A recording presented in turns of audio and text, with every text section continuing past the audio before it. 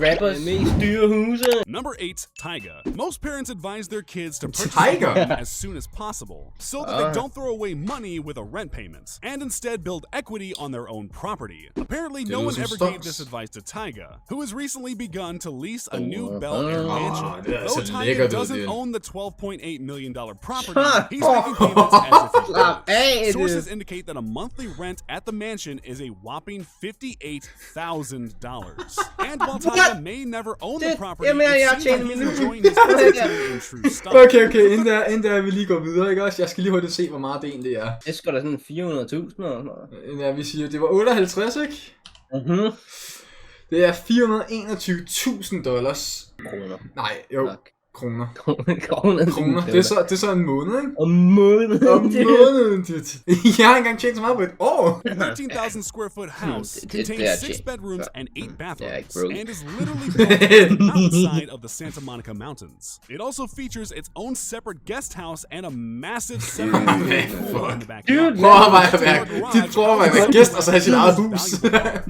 Ironically, the property is only 4 miles away from the newest real estate purchase of Taiga's ex-girlfriend, Kylie Jenner, and her current partner, Travis Scott. It's kind of hard not to wonder if that had something to do with Taiga's lease. Number 7, Travis Scott. Travis Scott has had an incredible 2 years. Ever since the release of his mega hit album Astroworld, Scott has catapulted from a moderately successful rapper to a global superstar, who spends his days in luxury and forming brand deals with McDonald's.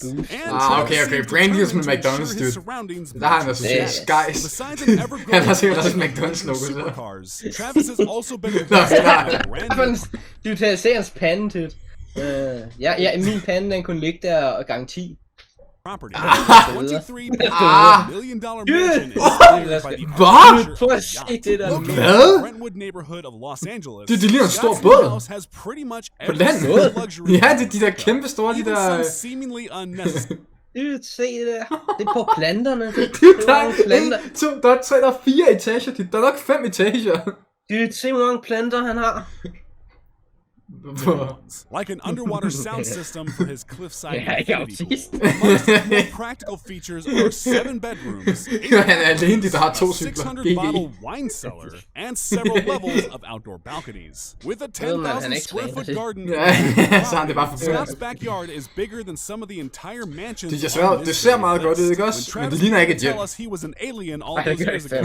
I don't think any of us would have imagined that he would eventually end up with a house that's also out of this world. Number 6, Lil Pump. If you're not a fan of Lil Pump's music, you might know him best for his half-hearted feud with J. Cole. After Pump criticized old rappers and took specific aim at Cole, Jermaine clapped back, but not with a diss. On The Fall Off, the outro track to his album K.O.D., Cole offers Pump some stern but heartfelt advice. Amongst those lyrics, Cole advises Pump to buy a house while he still has the money to do so. And while the beef, if you want to call it that, ultimately sputtered out, it seems Pump took at least some of Cole's advice. Det lyder bare During late 2019, Det var ikke rice. Det er bare en hjælpende hånd, dude. Det er lige at stikke sig en skudskriv op i numsen. Hvorfor han sine læber sådan der? Jeg gør det også lige nu. became the proud owner of his first piece of real estate, a $1.65 million Miami mansion. Located on the highly sought-after Biscayne Bay, the modern mansion is almost 5,000 square feet. Altså, det er jo ikke Travis Scott, ikke? Hvorfor er han ikke som den første? Det er jo tydeligvis kun 5 millioner. Waterfront view and a rooftop deck. Interestingly though, Biscayne Bay is a hot spot for celebrities and entertainers. Miami is actually Pump's hometown, meaning he's totally familiar with the surrounding location of his new neighborhood. While we're not sure Pump will ever replicate the success of Gucci, at least he was able to get something permanent out of it. Number 5, DaBaby. DaBaby will be the first person to tell you he loves his hometown of Charlotte, North Carolina. And because of this, the superstar has yet to leave the city in favor of Hollywood. Instead, DaBaby has settled down to an estate in Troutman, North Carolina, a small suburb with less than 3,000 people. The 5-bedroom, 8.5-bedroom estate has cost DaBaby $2.3 million and features some towers, state, Det ligner et fængsel. lighting in the backyard, Det her, and det ligner sådan noget fra Harry concrete Potter. walls surrounding the property. DaBaby has been notoriously secretive about the property, and the media has been able to uncover surprisingly few details about the contents of his estate. However, his neighbors have been more than willing to share some details about the property, mainly that DaBaby's constant partying and construction is incredibly noisy, and has led to a whopping 31 noise complaints since he moved in. Despite this, most neighbors say he seems like a nice guy, and are happy to have him there. With DaBaby taking so many steps to customize the house to his liking, one must wonder if the rapper ever actually Number 4, Cardi B. Cardi B and her partner Offset have been in the news lately. Cardi B. Det er fandme ikke et heldigt billede for ham. For their publicly on-again, off-again Han relationship. har bare siddet og røget sådan helt dagen. Det er bare ikke The two ændret are der. making headlines for Det ligner bare, han lige har været ude på toilettet. Lige hurtigt været ude og fucking bedøve nerverne. One of the wealthiest neighborhoods in Atlanta, the couple are estimated to have spent about $6 million on a huge house. At 22,000 square feet, it's one of the larger mansions on this list, and has as many amenities as you may imagine. The property contains 5 bedrooms, 7 bathrooms, a full-size gun range, Hvad skal man bruge de der små fucking... a private garden, De der små fucking stykker græs, der lige oppe ad trappen, ikke også? Hvad fanden skal man bruge det til? Så kommer man lige op ad trappen, så er der en græsplæne dit. Så kommer man lidt op, så er der en bare græsplæne igen. Det er jo fuldkommen useless. Ja, nu jeg skal holde min campingvogn der. Hvad? Kommer bare med campingudstyr og begynder at fucking campe. Du tager lige derned, og så spørger vi om vi må campe. Du, den har en landingsbane ude til venstre. Kim han snakker lort, der er ikke noget derovre. Nå, and derovre. more than 6 acres of property for maximum privacy. No, The mansion looks like something out of a Rick Ross music video, standing 3 stories and composed of several wings. The interior looks more like a renovated metropolitan Det ser så museum, nøgent ud, filled with det. large decorative columns and marble floors. The house even has a det er ikke massive mennesker, de har wine en cellar twin. that would put some Ja, restaurants to shame. While the house Hvor is meget vin kan de absolutely drikke, beautiful, dude? it does raise one question. vin Who smager gets the lort. house if the two split up Fuck, for hvad drikker det good? lort? Number 3, Post Malone.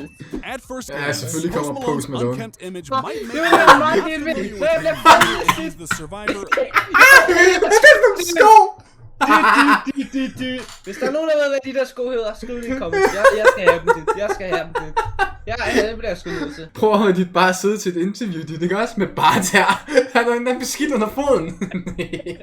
Det er lige meget. Manden giver ikke en fuck, dit.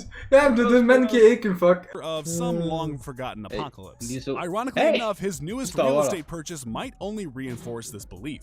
Post has made several anti-government remarks in the past. But in 2019, he took it one step further when he purchased a compound in northern Utah for just a little over $3 million.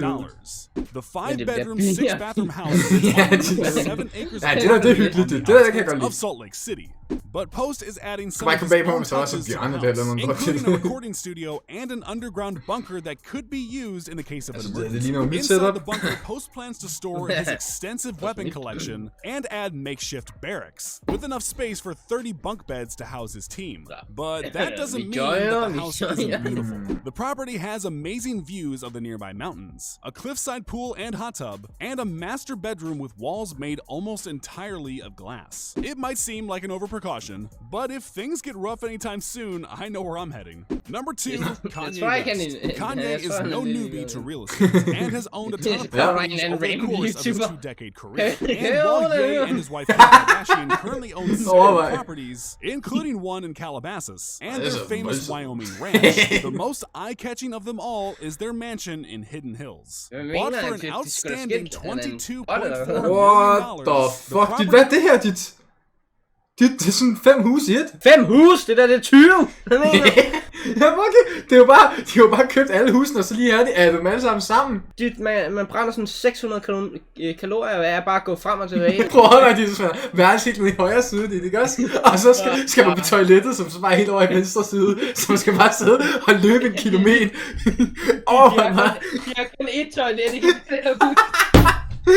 Så var der, vi sidder bare midt på grinden, i gang med at spille en kamp C, og så de boys, jeg har lige drukket en kop kaffe, jeg skal løbe, og så løber de bare i fucking 5 år. Det kommer bare, når kampen er slut, det sidste runde. Ja, det lyder som He sits on scam, 7.5 acres of land and Ej, der må overlooks være the flere California toiletter. Valley. Ellers havde jeg sgu taget planten, dit. Including a full-size swimming Jeg havde pool, taget planten, dit, hvis det var. and courts for both tennis and Ja, dem er der fandme volleyball. But mange af. Kanye was not quite content with the home upon purchase and decided to take renovations into his own hand. Over the course of 7 years, Kanye turned a fairly simple farmhouse-style mansion into a modern, minimalist place that is somewhat reminiscent of a Belgian monastery.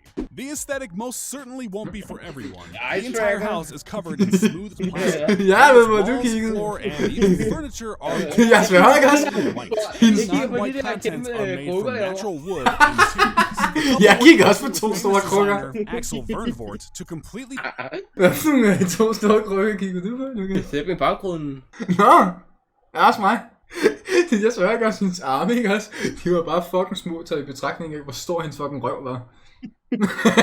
Wow, det kan du ikke sige. Det så And while fucked this ud. house might make you feel a little Yeah, it's a lot unsettled, of rest yes. easy knowing that the rest of the Kardashian West properties are much more similar to a normal house. Well, as normal as billionaires can be. Number 1, Drake. Drake's place Yeah, of so residence good has Drake. always been a focal point of his music. Drizzy has spoken about plenty of his homes, from the basement of his mother's Canadian home to his luxurious New York condo during If You're Reading This, It's Too Late, and finally his most recent purchase, the Embassy. If you've seen any of Drake's newest music videos, it's likely that you're Okay, already dit inderside, det ligner bare et museum. shot mostly inside his house due to the global Okay, det ser protests. sygt ud. Hvad er det der? These music videos have given us a glimpse into Drake's $35,000 Det lå derinde. The house, which was custom built for the rapper, is estimated to have cost somewhere between $100 and $150 million to construct. The sprawling mansion contains literally everything Drake might need. A kitchen for himself and his catering crew. Hide and A seek. full-size Ja, tak. Det går for that plays a constant Jeg stream skal of bo Tupac inde på Shakur. toilettet. The mansion is located on Okay, vent, hvad? Dit. Prøv at se, hvor lille toilettet er i forhold til, hvor fucking stort alt andet er, dit. Døren er der. Man går ind, der er et toilet. Ikke engang nogen håndvask. Sådan er det.